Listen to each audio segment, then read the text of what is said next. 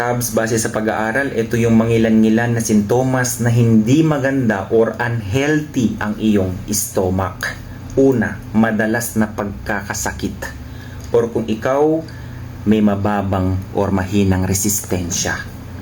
Tandaan nyo sa vlog ko lagi, napabanggit ko yan, ang taong mahina ang kanilang mga bituka, sakitin yan. Dahil dito sa ating mga stomach, sa ating mga colon, Cubs, almost 70% ng immune cells matatagpuan dyan. Pangalawa, kung ikaw lagi nagkakaroon ng food intolerance. Anong ibig sabihin, sir? Kung dati naman kinakain mo yung pagkain na yan, walang problema. Pero bakit ngayon, pag kinakain mo yan, nagkakaroon ka na ng pantal-pantal, mga ganun, or nagkakaroon ka in short ng allergy. Pangatlo, pagbabago mo sa gana sa pagkain. Dati yung pagkain na yan gustong-gusto mo, bakit ngayon parang ayaw mo na?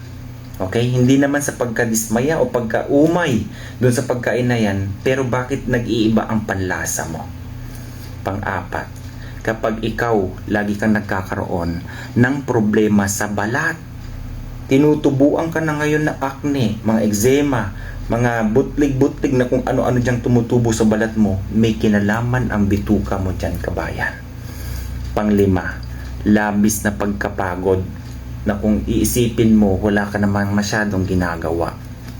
Anim, pag ikaw laging may mabahong hininga, kahit bagong sipilyo ka man dyan, may kinalaman din ang iyong bituka dyan. Regardless sa ibang mga organs natin na pwedeng makakontribute sa hininga natin, Cubs, ha? Pangpito, ikaw ay may madalas na pagkakaroon na mataas na acid o yung acid reflux o kaya hyperacidity o kaya heartburn. Pangwalo, hindi regular ang pagdumi mo, kabayan. Pwedeng magkaroon ka ng constipation or pwede kang magkaroon ng madalas na diarrhea. Pangsyam, ikaw ay lagi nakakaramdam ng pananakit ng tiyan. Pwede dito, pwede dyan, pwede dyan, pwede dyan. Hindi mo alam at hindi mo maintindihan kung bakit. Unhealthy ang tawag dyan. At yung pang-sampu, madalas na ikaw ay nagkakaroon ng bloating or kabag na puro hangin ang loob ng inyong bituka, kabayan. Saan man dito sa nabanggit ko ang lagi mo nararanasan dyan, Cubs, ayusin mo na yan. Okay? Lalo na yung una, kung ikaw lagi nagkakaroon ng dadapuan, mabilis kang dapuan ng sakit, Cubs, palakasin mo ang iyong resistensya. Pagbutihin mo na gumanda ang inyong immune cells, Cubs. Okay? Pangalagaan nyo po yung kalusugan nyo, kabayan, ha?